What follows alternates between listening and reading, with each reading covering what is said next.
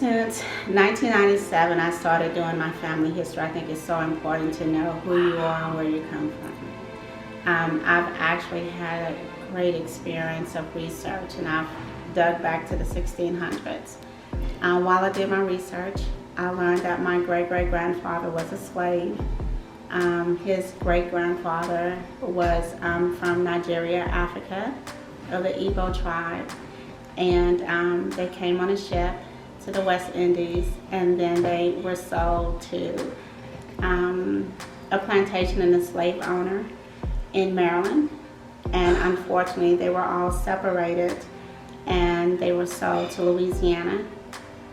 They came on a ship to New Orleans, my great-great-grandfather, and then was sold to a plantation in England.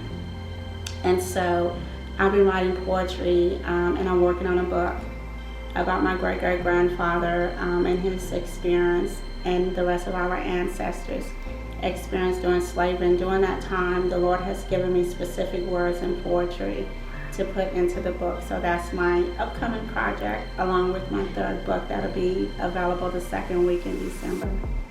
I had the name of my great-great-grandfather, so I knew that, but I didn't know anything else.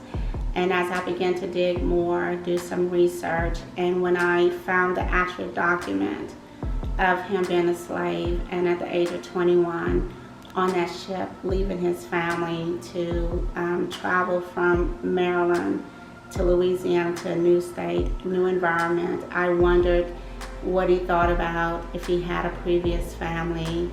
So I was emotional. I cried. And then through that crying, I felt like I birthed a new level of poetry. And I began to write, and the Lord told me, write a book about Basil. Although I can't say that any of us will ever experience what our ancestors endured, but wanting to make a difference, not giving up when we feel like we have no energy to fight anymore. So although I've discovered a lot during my research, it has truly motivated me to even share it with my children and my children's children. And those who want to hear, I've also taken a step further, that I've helped several people to do some research to find out their ancestors and where they've come from. I think it's important. We're so unique and peculiar. I know that God created us in His image. And if our ancestors can endure what they've endured, truly we can definitely take it to the next level for the next generations to come.